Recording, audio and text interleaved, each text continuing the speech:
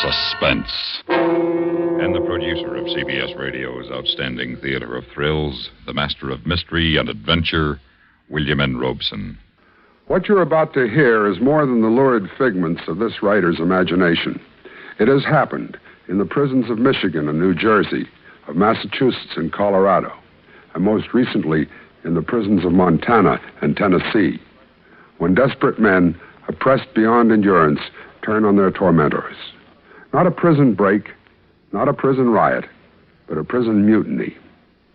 Listen then as John Lund stars in Eyewitness, which begins in just a moment. And now, Eyewitness, starring Mr. John Lund. A tale well calculated to keep you in suspense.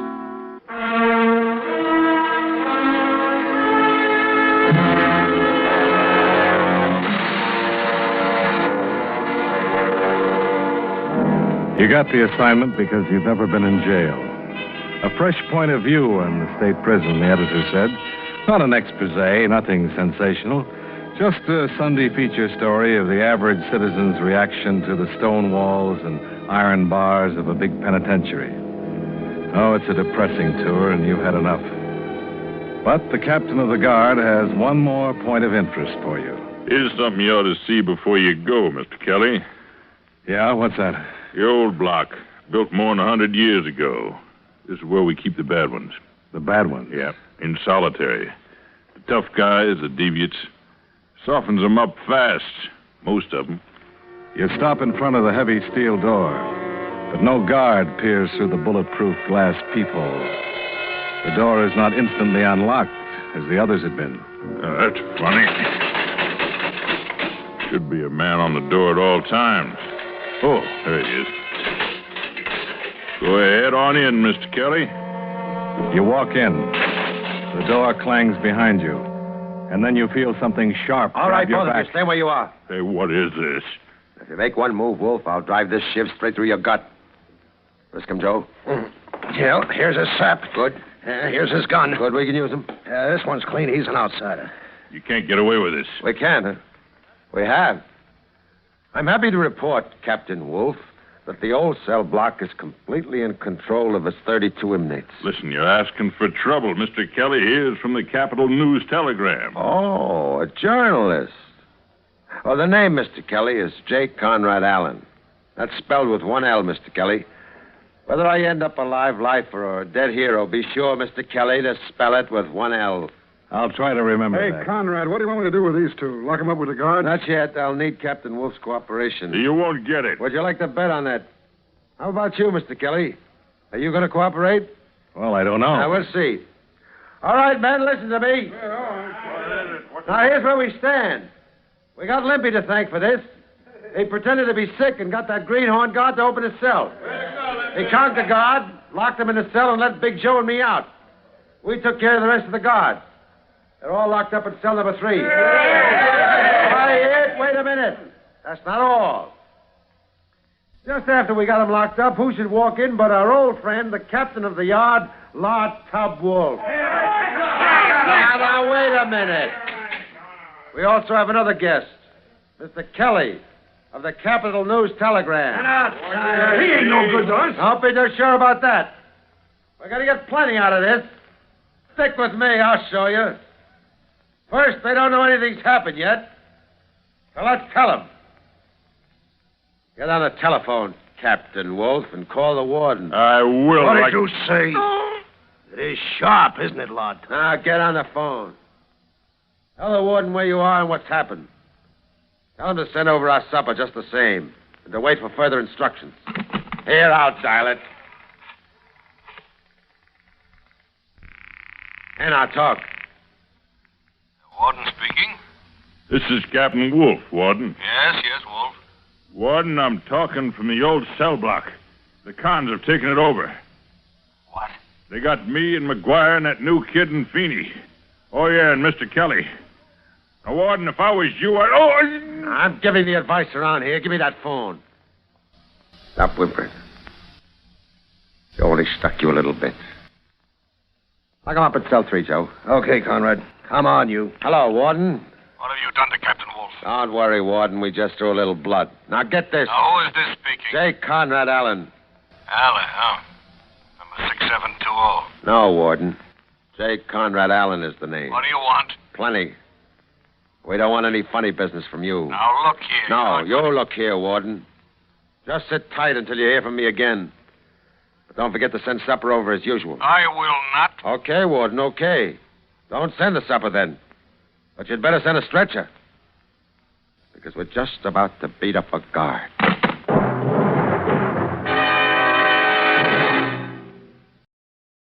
And now, starring Mr. John Lund, Act 2 of Eyewitness.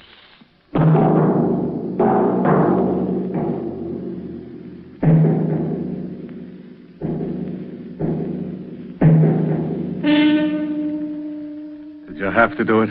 What? Beat up that guard. Of course. But why? Force. That's the only thing they understand. The guards, the warden. That's the way they treat us. You don't have to do anything. You just have to have a guard down on you, and it can mean 3 days in a straitjacket. Get in a real rhubarb, and you can go to the dungeon for anywhere from a week to a month. The dungeon? Yeah. Down in the cellar of this block. The cells are 5 foot long, 5 feet high, and 3 foot wide. So you can't lie down and you can't stand up. And there's no light. It's not a pretty place, Mr. Kelly. See what I mean? I'm beginning to. Okay, Mr. Kelly, it's your story. What do you mean? Mr. Kelly, for a newspaper man, you amaze me. It's your story. Eyewitness. You're gonna let me out? Oh, no, indeed, we need you. Well, then how can I... Phone it in. When's the morning edition go to press? The Bulldog is put to bed at 8:15. Right. You got a little more than an hour. Can you make it? Why, sure. If I can get a call through. You'll get a call through. Hello? Outside line, please. What? You heard me, Warden. Tell the operator to give us an outside What line. are you Mr. trying- Kelly wants to file a story. Oh, no story goes out of here without my okay. Now? I bet you're holding a press conference in your office right now, aren't you? Well, so am I. Mr. Kelly wants to file a story. I will not How's be Feeney, dictated. Warden? Resting easy? Who do you want next? McGuire? Or the green kid who opened the first cell? Name him. We'll deliver him to you in pieces. Look, Alan. Don't you realize if you don't give up, you'll spend the rest of your lives right where you are in the old block? Okay, Big Joe, go to work on the next goon. No, wait a minute, you can't. It's inhuman. I suppose the dungeon isn't. No, but you can't. Get me that outside line, Warden. You give me your word you won't harm that man? I give you my word. For now. Get me the line. What number do you want? Get me the Capital News telegram. The managing editor. Person to the managing editor, Mr. Wiley Brooks. How did you know? And then make it snappy. How did you know the ME's name? I've been around some, Mr. Kelly. Now, I needn't warn you, I suppose, not to double cross us. How could I? I don't know. But just don't. You saw what happened to Feeney. Yeah, I saw. But I have to include that in my story. I want you to. It happened. We're not ashamed of it. And here, you'll want to include this. What is it? A list of demands. I want to get that in. I want the warden to see that in print. And the prison board. And the governor. News telegram. Brooks speaking. Hello, Wiley. This is Conrad Allen. Conrad, I thought you were in prison. I am. Oh, then what's going on up there? We got a flash there was some trouble up there. There is. We got a man up there, but we haven't heard from him. You will. Say, what are you talking about? Wiley, I've never forgotten what you did for me during my trial. Well, I knew you were framed, and after all, you were the best City Hall reporter I ever had. Well, thank you. Told you I'd return the favor someday. I got an eyewitness story for you on the mutiny in the old cell block. Well, let's have it. Well, you know me, Wiley. I never was very good phoning a story in. I think better at a typewriter. So I'll turn you over to your Mr. Kelly. Is Bob there? Yeah, he's one of our hostages. What are you, what? Take it from here, Mr. Kelly. Hello, Wiley. What are you doing up there, Bob? I'll fill you in when I get out of here, if I get out. Right now, here's the story. You ready? Yeah, ready. At 3:43 this afternoon in the old cell block at State's Prison, John J. Casey. You dictate the story as fast as you can, including the mutineers' list of demands. Well, that winds it up as of this minute, Wiley. Wait a minute. I got something to add. Oh, just a minute. Conrad Allen. That's spelled with one L. I know. He wants to add something. Hello, Wiley. Yeah, Conrad. I got 3 guards left. Your bulldog still hits the streets at 10 p.m., doesn't it? That's right. If they don't meet our demands by midnight, we beat up a guard. The next one goes at 4 a.m. The last one at 8 o'clock tomorrow morning. You can print that.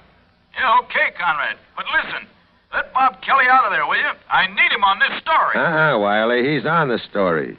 And we need him.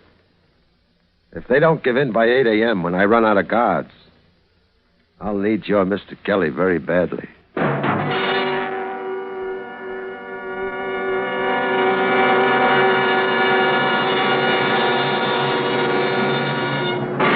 And now, starring Mr. John Lund, Act 3 of Eyewitness.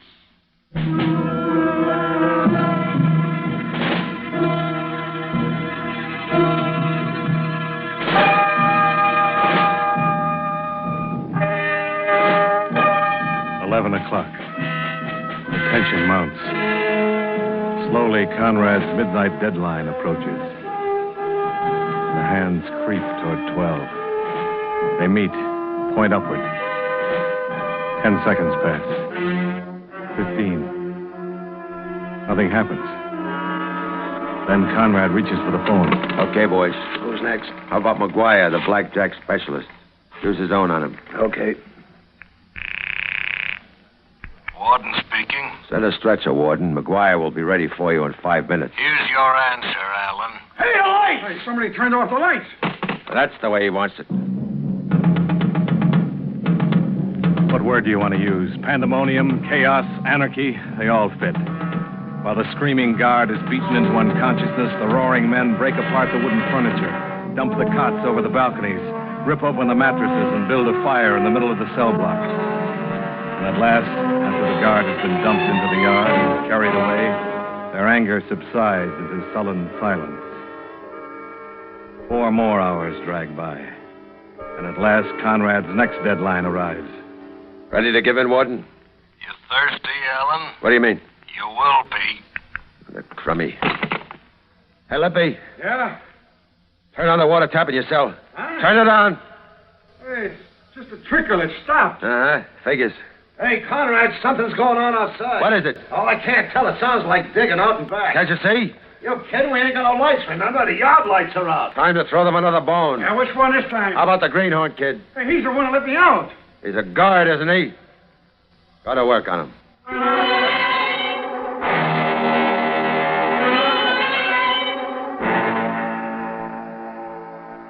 So the greenhorn kid gets his and is dumped into the yard. And you sit and wait in the darkness until gray light spreads over the gray walls and through the tiny windows, turning the blackness of the block into a lighter black. And at last, it's 8 o'clock in the morning. Okay, boys, this is our deadline.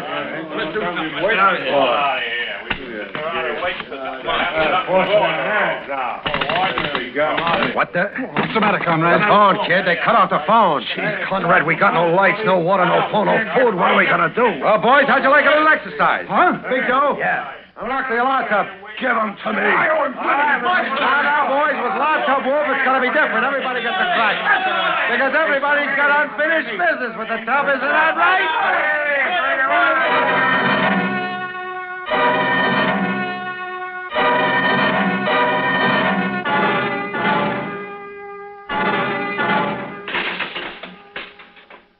Good old Lud Tub. I got an idea he might quit his job. After he's able to walk again. Hey, Conrad, I just thought of something. What's that? What are we going to do next? Nothing. It's their move. Yeah? We ain't got any more guards to beat up. That's right. But we still got Mr. Kelly. Your heart stops beating for a long instant as the wild, bloodshot eyes of 32 desperate men center on you. You don't know how long you sit there across the table from Conrad. Time has stopped. You wait. Conrad waits. The men wait in silent little groups. You wait for the next move, the warden's move. And at last it comes. You men in the old cell block. What's that? They just pulled a loudspeaker truck into the yard. Where? You hear me? Oh, yeah. I'll break out this window. Hear me? Yeah, Warden, I hear you. I'm not talking to you, Alan. I'm doing the talking for the guys. I'm talking to all of you men. I have just come from a meeting with the governor. We are in agreement. We will not permit the authority of this state to be bullied by a tiny group of men who haven't even the rights of citizens. Make it simple, Warden. You're turning us down? I'm willing to discuss your grievances with you, but I will not be forced to give in to your demands. That's final. Now, men, I urge you, come out of that peaceably, and we'll see what can be done for you. Thanks a lot for nothing, Warden. We'll sit tight. And don't listen to Alan. He must be crazy to keep you there, and I think he is keeping you there. You listen to me. I've cut off your lights, your water, your food. I could let you rot in there. But I don't want to do that, men. Come out peaceably. Go blow it. All right. I will. My watch says 17 minutes after 9. At exactly 9:30, I will blow off the cell block. You're bluffing. You think so, Alan? During the night, we planted dynamite all around the building. Hey, Conrad, you remember I said I heard noises out there during the night? You listen. Don't listen to Alan. Listen to me. You've got 12 and a half minutes to make up your minds. You're forgetting something, Warden. We still got the newspaper reporter in here, Mr. Kelly. I can't be responsible for him. I've got all my guards out. Now, I won't bargain any further. There's just a little bit more than 12 minutes. So you think it over, boys. Well, Kelly, looks like you aren't as valuable as I thought you would be. Yeah, I'm sorry about that. Well, we're licked. We gotta give in. Give in and lose everything? Do you realize that in this state they can give us all life for what we've done? Me, I'd rather get blown up than spend the rest of my life in this hole. No, Conrad, no. No, please, you gotta get us out. Yeah, it's all your fault, you little punk. What do you mean, my fault? If you hadn't conked that greenhorn guard yesterday just because you wanted to make up to Conrad, we wouldn't be in this fix. Lay off the kid. Why, you little jerk, I ought to I said lay off the kid!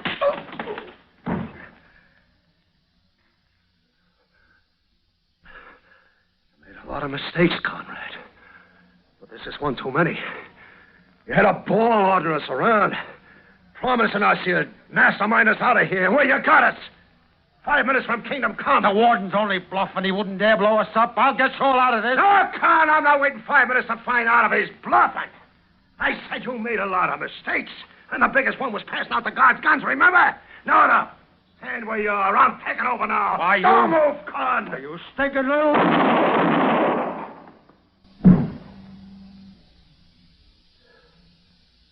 Less than 5 minutes, boys. I'm going out. Anybody joining me?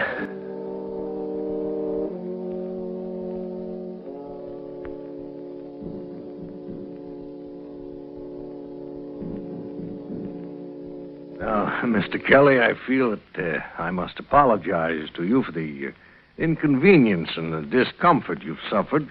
That, Warden, is the understatement of the year. Now, of course, you'll clear any stories you write about this situation through me. I doubt it.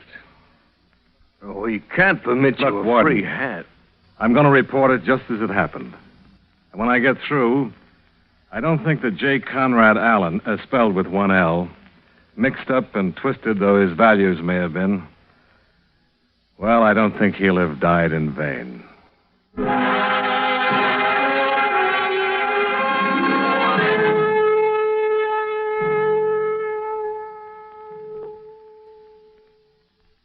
Suspense, in which John Lund starred in Eyewitness, written, produced, and directed by William N. Robeson. Supporting John Lund in tonight's story were Joe DeSantis, Barney Phillips, Norm Alden, Sam Pierce, Lou Krugman, and Lawrence Dobkin. Listen again next week. Another tale well calculated to keep you in suspense.